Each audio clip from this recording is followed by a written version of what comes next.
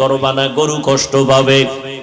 গরুটারে রশি দিয়া বাইদা জমিনের মধ্যে শোয়াইয়া 1 সেকেন্ড দেরি করবা না। কিন্তু আমাদের সমাজের মানুষেরা কোরবানির সময় গরুটারে হাতে পায়ে বান্ধিয়া মাটির মধ্যে শোয়াইয়া এরপরে বিশাল চিঠি পড়ে, অমুকের মাইয়া, অমুকের ফোলা, এই রকম 7 নাম 13 বাড়ির নাম নিয়া গোষ্ঠী শুদ্ধা নাম পড়ে।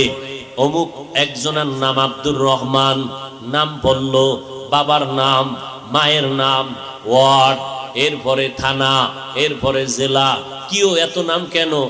আমার এই নামে তো অমুক জেলায় আরো থাকতে পারে, যদি এই জেলার নাম না কও তাহলে আমার দোয়া তো আর এক জেলায় চলে যাইব। এই জন্য আমার গোষ্ঠী শুদ্ধ সব নাম ক।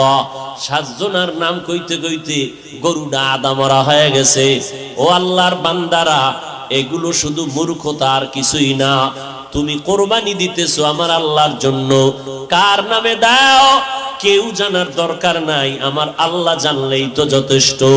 আল্লাহর জন্যই যদি দিয়া থাকো, ইমাম সাহেবের ডাইকে আবার গরুডারে কষ্ট দিয়ে কেন চিঠি পড়াও? এর একমাত্র কারণ এই মানুষটা বড় মূর্খ। জুমার দিন ইমাম সাহেবের নিয়ত করছে, হুজুর আব্বার লেগে একটু দোয়া করেন, পকেটে 1000 টাকার হাদিয়াটা রাখছে। ইমাম সাহেব দোয়া করতে গিয়ে আরো 6 জনের নাম কয়ে লাইছে মোনাজাত। মোনাজাতের ভিতরেই মেজাজ গরম, হাদিয়াটা দিয়া হবে না, যে ইমাম সাহেব আমার বাবার জন্য দোয়া করতে গিয়া 1000 টাকা দিব হাদিয়া নিয়ত করছি, হেদিয়া আরো 6 জনের নাম কইল। এবার পকেটে খুঁজা টুইজা 200 টাকা দিছে, যে দোয়া ভাগ হয়ে গেছে। আগে হুজুরে আমার আব্বার নামটা একক কইলে পুরো দোয়াটা আমি একা পাইতাম, এবার 6 বাবার নাম কইছে তো দোয়া কি হয়ে গেছে, ভাগ হয়ে গেছে, হাদিয়াও কমে গেছে। এরকম কিছু জাহেল, কিছু ধর্মান্ধ মূর্খ আমাদের সমাজে আছে না নাই? আল্লাহ হেদায়েত দান করুন।